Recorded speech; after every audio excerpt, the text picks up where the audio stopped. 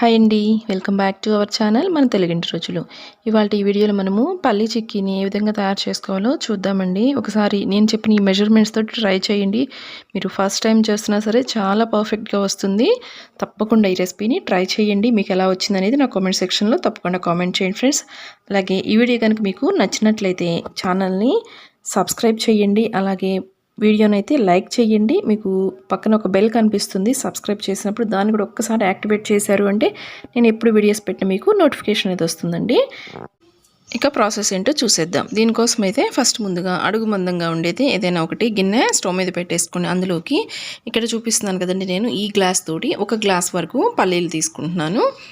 ఇప్పుడు వీటిని లో ఫ్లేమ్లో పెట్టేసుకోండి. లో ఫ్లేమ్లో పెట్టి నిదానంగా ఫ్రై చేసుకోండి. అప్పుడే మీకు లోపల వరకు కూడా పల్లీలు చక్కగా ఫ్రై అయ్యి మనం తింటుంటే పల్లీ చిక్కీ టేస్ట్ అనేది చాలా బాగుంటుంది. మీరు హడావిడిగా వేయించారంటే పైన వేగుతీ కానీ లోపల ఆ పచ్చితనం అలానే ఉంటుందండి.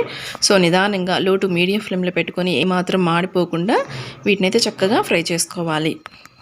నెక్స్ట్ మనకి ఇలాగా ఫ్రై అయినప్పుడు మీకు అర్థమవుతుందండి, పైన కొంచెం పొట్టు అనేది ఊడిపోతూ ఉంటుంది. ఒకసారి మీరు ఒక పప్పుని ఇలాగ నలిపి చూస్తే మీకు అర్థమవుతుంది వేగినాయో లేదో.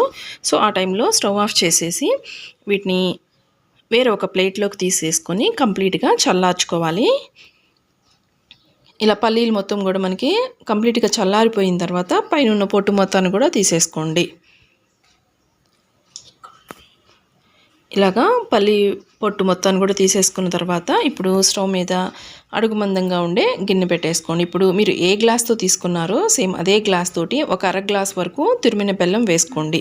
అదే మీరు మెజర్మెంట్స్ అంటే కేజీల ప్రకారంగా చేసుకోవాలనుకోండి, కేజీ పల్లీలకి 1/2 కేజీ మాత్రమే బెల్లం పడుతుందండి. అలాగే గిన్నెలైనా అంతే. ఏదో ఒక గిన్నె పెట్టేసుకున్నారండి కొలత కోసము, ఒక గిన్నె తీసుకున్నారనుకోండి, ఒక ఫుల్ గిన్నె పప్పులు తీసుకుంటే అందులో హాఫ్ వరకు బెల్లం తీసుకుని అలాగే 1/2 కప్పు వరకు వాటర్ వేసేసుకొని ఈ విధంగా మీడియం ఫ్లేమ్లో పెట్టుకొని బెల్లం మొత్తం కూడా కరిగేంత వరకు కరిగించేసుకోండి. ఒకసారి బెల్లం బాగా కరిగేసిన తర్వాత దీన్ని అయితే మనము ఫిల్టర్ చేసుకోవాలండి. బెల్లంలో మనకి నలకలు ఈ డస్ట్ ఎక్కువగా ఉంటుంది కదా. సో ఒకసారి టీ ఫిల్టర్ తోటి ఫిల్టర్ చేసేసుకొని మనం స్టవ్ మీద పెట్టినాం కదా పాకం కోసం, ఆ గిన్నెని కూడా ఒకసారి వాటర్ తోటి ఒకసారి క్లీన్ చేసేసుకొని మరలా ఆ పాకాన్ని స్టవ్ మీద పెట్టేసుకొని మీడియం ఫ్లేమ్లో ఉడికించుకోవాలి. ఇలా మనకి పాకం తయారయ్యేలోపు ఒక స్టీల్ ప్లేట్ కానీ ఏదైనా మీ దగ్గర మౌల్డ్స్ ఏదైనా ఉంటే వాటికి కానీ ఏదైనా తీసేసుకొని కొంచెం నెయ్యి అప్లై చేసుకొని ఈ విధంగా బాగా స్ప్రెడ్ చేసేసుకోండి. మనకి పాకం వేసినప్పుడు అంటుకోకుండా ఉండటానికి ఈ విధంగా నెయ్యి రాసుకోవాలండి. ఇక్కడ నేను మీకు పాకాన్ని ఏ విధంగా చెక్ చేసుకోవాలో చూపిస్తాను చూడండి. కొంచెం చూస్తున్నారు కదా, పాకం అనేది లైట్గా మనకి చిక్కబడుతూ ఉంది.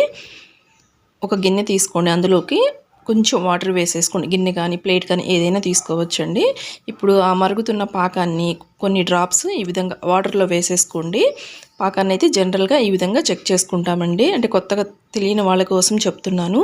చూస్తున్నారు కదా, పాకం అనేది మనకి కరిగిపోతుంది, వాటర్లో కలిసిపోతుంది. సో మనకి ముదురు పాకం అనేది ఉండాలి పల్లీ చిక్కీకి. అప్పుడే మీకు పంటికి అతుక్కోకుండా సాగకుండా తింటుంటే క్రంచీగా ఉంటుంది పల్లీ చిక్కీ. వాటర్ ఎక్కువ వేసుకున్నా కూడా పాకం రావడానికి టైం పడుతుంది. సో 1/4 కప్పు వరకు వాటర్ వేసుకోండి. మరొకసారి చూపిస్తున్నాను చూడండి. ఇక్కడ పాకం అయితే మనకి ముద్దకు వస్తుంది, కానీ పట్టుకుంటే చాలా సాఫ్ట్గా ఉంది. సో ఈ పాకం కూడా కాదండి. మరొక 2 నిమిషాలు ఉడికితే మనకి మంచి ముదురు పాకం వస్తుంది. నేను అది కూడా మీకు చూపిస్తాను. మీరు ఈ కొలతల ప్రకారంగా చేశారంటే చాలా బాగా కుదురుతుంది. పల్లీ చిక్కీ అస్సలు పాడయ్యే ఛాన్స్ లేదు. ఇలాగ పాకం వచ్చే ముందు ఒక 1/2 టీ స్పూన్ వరకు యాలకుల పొడి, అలాగే 1 టీ స్పూన్ వరకు నెయ్యి వేసుకోండి. నెయ్యి అనేది కంప్లీట్గా ఆప్షన్ అండి, మీకు ఇష్టం ఉంటే వేసుకోవచ్చు, లేకపోతే స్కిప్ చేయొచ్చు. నెయ్యి వేసుకోవడం వల్ల మనకి ఏంటంటే కొంచెం మనకి షైనీగా ఉంటుంది, పాకం అనేది చూడటానికి గ్లేజీ లుక్ ఉంటుంది. ఇలా మనకి పాకం అనేది ఆల్మోస్ట్ వచ్చేసిందండి. చూడండి, మీకు దగ్గరగా చూపిస్తున్నాను. ఇలాగ మనకి పాకం అనేది సాఫ్ట్గా ఉంటుంది పైన, అలాగే కలర్ కూడా చేంజ్ అవ్వదు, డార్క్ కలర్ వచ్చేస్తుంది. చూస్తున్నారు కదా, ఇప్పుడు ఈ టైంలో ఒకసారి చెక్ చేసుకోండి. ఇలాగా మీకు సౌండ్ కూడా నేను వినిపిస్తానండి, చూడండి. ఇలాగ వాటర్లో మనం ఆ వాటర్ మొత్తాన్ని కూడా వంపేసేసి ఆ గిన్నెలోకి మనం తీసుకున్న ఆ పాకం ముద్దను వేస్తే టంగ్ టంగ్ అని సౌండ్ రావాలి. అప్పుడు మనకి పాకం అనేది కరెక్ట్గా వచ్చినట్లు. ఈ విధంగా కొంచెం గట్టిగా సౌండ్ వస్తుందండి. ఈ టైంలో మనకి కరెక్ట్ ముదురు పాకం అనేది వచ్చినట్లు. చాలా ఈజీ అండి పల్లీ చిక్కీ చేయటము. మీరు ఒకసారి ట్రై చేయండి. ఇలాగ చిన్న కొలతలతో పెట్టేసుకొని మీరు ట్రై చేశారంటే పర్ఫెక్ట్గా కుదురుతుంది. ఇప్పుడు ఇలాగ మనము పప్పులు మొత్తాన్ని కూడా వేసేసుకొని కలిపేసుకొని స్టవ్ ఆఫ్ చేసేయండి. చూస్తున్నారు కదా తీగలుగా ఎలా వచ్చిందో ఇలా రావాలి పాకం. ఇలా బాగా పాకం మొత్తాన్ని కూడా పప్పులకి బాగా పట్టించేసిన తర్వాత మనము ముందుగానే నెయ్యి రాసి పెట్టుకున్నాం కదా, ఈ ప్లేట్లోకి వేసేసుకొని అలాగే కొంచెం అడుగు ఫ్లాట్గా ఉండే ఏదైనా గిన్నె కానీ గ్లాస్ కానీ తీసుకొని అడుగు కూడా నెయ్యి అప్లై చేసి ఈ విధంగా స్ప్రెడ్ చేసుకోండి. ఈవెన్గా స్ప్రెడ్ చేసేసుకోండి. ఇలా స్ప్రెడ్ చేసుకున్న తర్వాత కొంచెం పచ్చిగా ఉన్నప్పుడు ఈ విధంగా నైఫ్ తోటి మీకు కావలసిన సైజులో ఈ విధంగా కట్ చేసేసుకోండి. లైట్గా పైనే కట్ చేసుకున్నారంటే మనకి కంప్లీట్గా చల్లారిన తర్వాత మనకి ఈజీగా వచ్చేస్తాయండి పీసెస్. బాగా కంప్లీట్గా చల్లారిన తర్వాత చూస్తున్నారు కదా ఎట్లా ఈజీగా లేచొచ్చేస్తుందో. అస్సలు అంటుకోదండి ప్లేట్కి అయితే, మనం నెయ్యి అప్లై చేసాం కాబట్టి అస్సలు అంటుకోదు. ట్రై చేయండి. పల్లీ చిక్కీని పిల్లలకి చాలా మంచిదండి. పిల్లలకైనా పెద్దలకైనా రోజుకు ఒక చిన్న ముక్క తింటే చాలండి.